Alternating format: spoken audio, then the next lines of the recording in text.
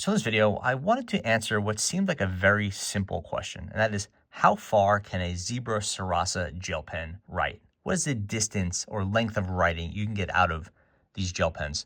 I thought that'd be pretty simple until I really started digging into the question, and it ended up taking me hours of testing, and the conclusions were really quite interesting, although definitely hit some hurdles along the way. We have a quick sample of the pens I used. The pen I used most, I would say, would be the Zebra Sarasa Clip. It is available in a number of different sizes, which is why it was so interesting to me. 1.0 millimeter, 0.7, 0.5, 0.4, and then also the 0.3. So the pen is available in a really nice range. The Sarasa is an interesting line because you have pens like this Sarasa Clip, but that actually describes the body, not the refill.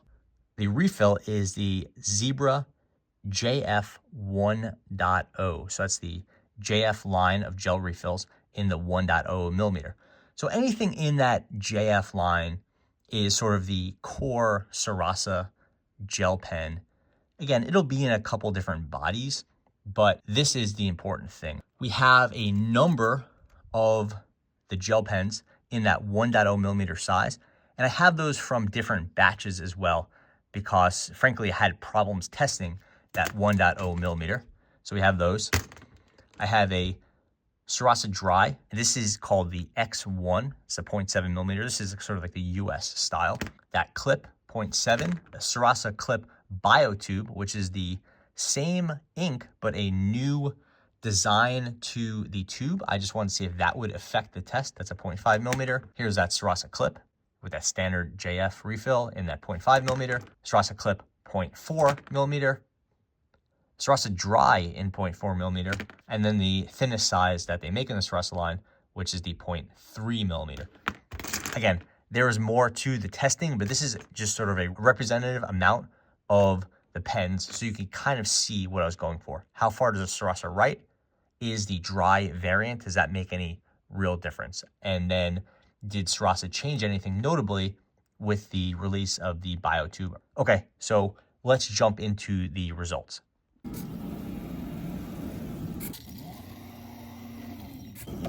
So this is a brand new pen that is less than 2 minutes into its test, and look at all the ink that has spilled out of it. That should not be happening with a gel pen, even a 1.0 millimeter. The Zebra is just not responding to the testing very well. So here's another Sarasa Clip 1.0 millimeter gel pen that I just started. Again, it's about a minute into the test, and you could see the same sort of pooling is happening. I guess these do not respond well either to this paper or just to this style of test. So I'm going to try a new type of paper, the secondary paper I use for testing, and we'll see how that does. Okay, so this is a new Sarasa 1.0 millimeter. This is probably the fourth one I've tested, and I've moved over to the Rhodia paper, which is a little bit smoother. We're about 4 minutes into the test. We're seeing a lot of ink collection, but not as bad as before. See, it's, significant, but not terrible. Okay, starting from the widest pen to the smallest, we have the Sarasa 1.0 millimeter. And these ones, I would say, just straight up failed my testing. I tried them across a number of different paper types, a number of different lengths, a number of different test patterns. Every single time you see what you see before you. Really bad ink collection at the end. There's also just this pooling. And anytime you see this, this is all wasted ink, because the amount of ink you would use to draw a line, that's a fraction of what you would see here, where the ink collected. And instead of using it to write, it just collected here and it pooled. There are Sarasa clips that I would have expected to last in the 600, 700, 800 foot mark. They were lasting 200 feet, 180 feet, stuff like that. And you were just not getting much life out of them. So I would say the Sarasa gel refill 1.0 millimeter, it failed my testing. That, it's hard to say whether it's a problem with the testing procedure or it's a problem with the pen design or some combination of the two. But I did not get any satisfactory results out of that 1.0 millimeter pen. I think it has some issues with the design, but I won't really factor that into the testing. Okay, now we're moving on to the Sarasa in the 0.7 millimeter. Here is page 1 of a 232 meter test pattern.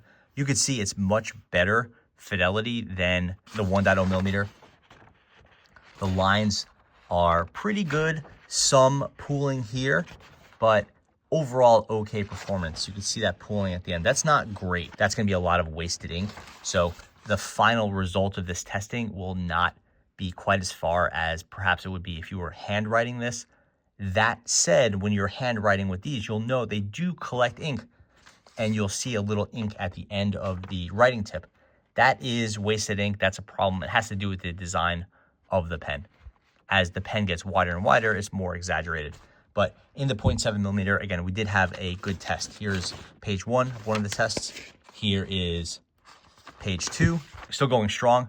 No real decline in the quality of the line or increase in the pooling. Page 3 of that test, starting to see it getting a little bit lighter and some loss of line quality here. Pooling is still happening.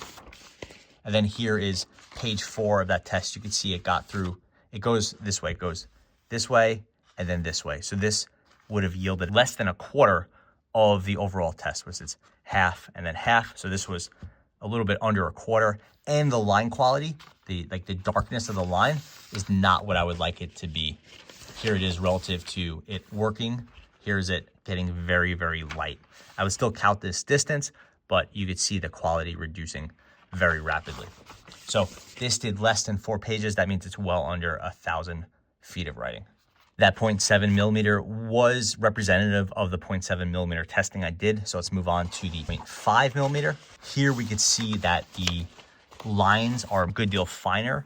They have a cleaner pattern overall. The pooling is almost entirely reduced, which is a really nice sign to see. Basically, this is a better writing pen and higher quality result. So that 0.5 millimeter now, it seems like it's working much better on the testing, and it's probably a size that Zebra has really nailed. More writing with that 0.5 millimeter. And finally, it came to failure. Okay, next test we have on the right-hand side, we have 0.4 millimeter. On the left-hand side, we have the 0.5 millimeter. And it might be hard to tell, but you're seeing a lighter pattern here and a darker pattern here. That 0.4 millimeter to 0.5, it's essentially the same. It's off by just obviously a tiny fraction. And the 0.4 has a lighter line, very good line quality and consistency, but notably no pooling at all. The 0.5 millimeter has a little bit of pooling. Once you get to that 0.4, it is really in a high quality line with no ink wasted at all. Let's look closely at that 0.4 millimeter test pattern and how clean those lines are at the end. This is page 1 of the 0.4 millimeter test. Now let's move on to page 1 of the 0.5 millimeter test. You could see the lines have a bit of pooling at the end, and the line quality, it's darker. It's definitely more legible, but we do see those number of imperfections over there. And now let's do a quick side by side of the 0.4 on the right and the 0.5 millimeter on the left. Again, these are both page 1 of the test. You can see the 0.4 millimeter on the right is extremely uniform and very, very clean.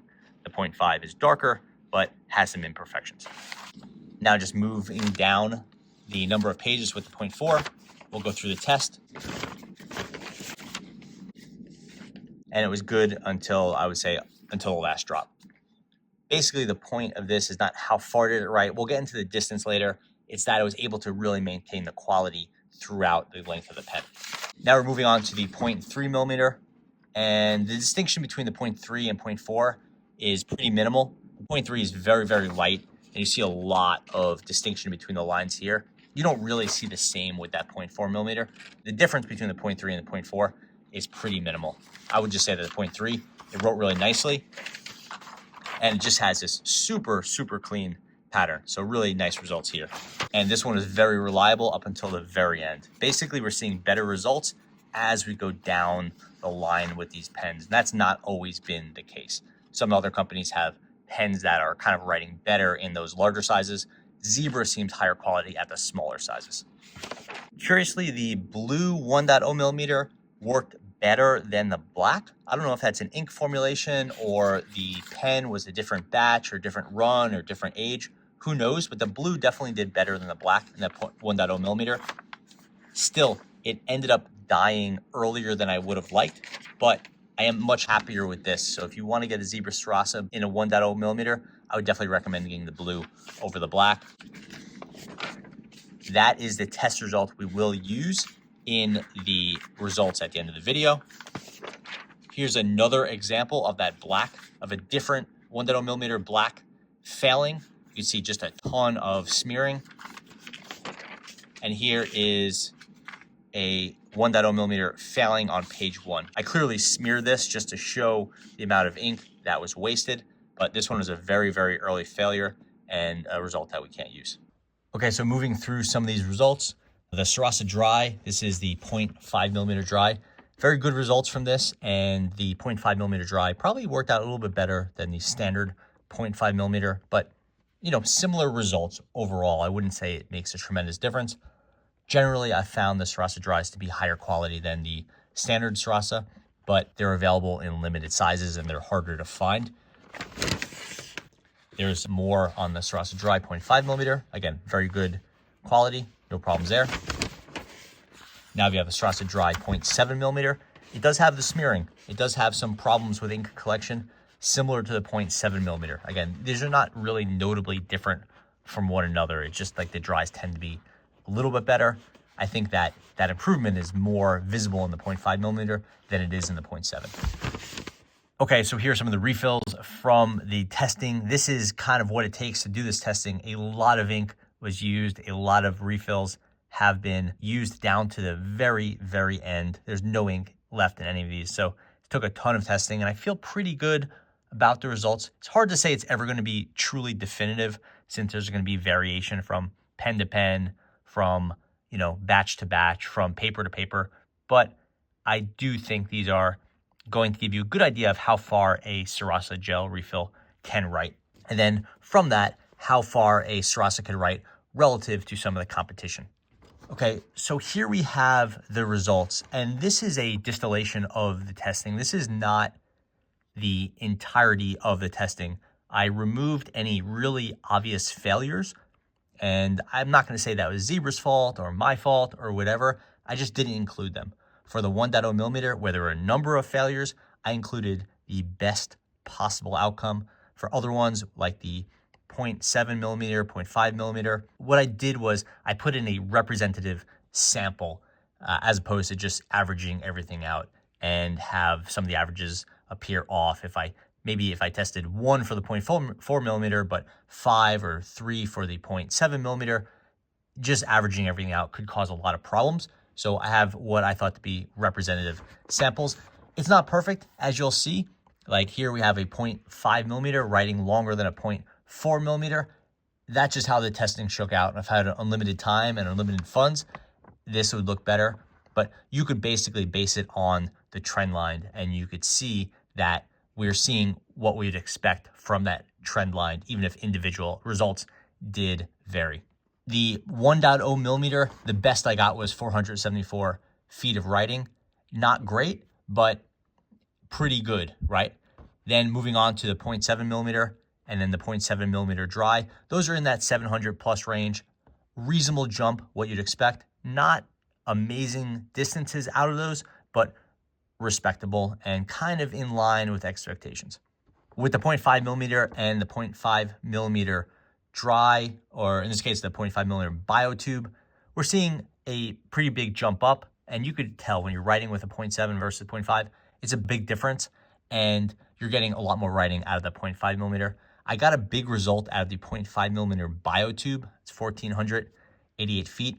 That is, I don't know if that's because they're filling them more, or maybe the walls of the refill are thinner, so you're getting more ink.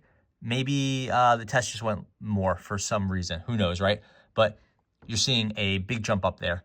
0.4 millimeter, maybe this has to do with the testing procedure or whatever, but I just wasn't really able to get a lot of ink out of these. They ended up writing not much more than the 0.5 millimeter for me. And again, between 0.4 and 0.5 or 0.4 and 0.3, I'm not expecting a giant jump. We're only talking about a 1/10 of a millimeter here. So I would say look towards the trend line here, and you'd expect that 0.4 millimeter to be more like here, maybe a little bit under, maybe like 1,400 feet as opposed to 1,200. But again, that's the result I got. It was low. At the end, the 0.3 millimeter. And again, you would see that through the Sarasa clip 0.3 millimeter or the Sarasa Nano. It's the same thing, just a different body, getting up into that 1,500 foot range. These aren't amazing results, but it's pretty good for a gel pen, and it's competitive with, say, Pilot or Pentel's Energels. So that is the results, and that is how far a Sarasa gel refill will write. If you have any questions or thoughts on the procedure here or anything like that, please leave a comment. Thanks for watching.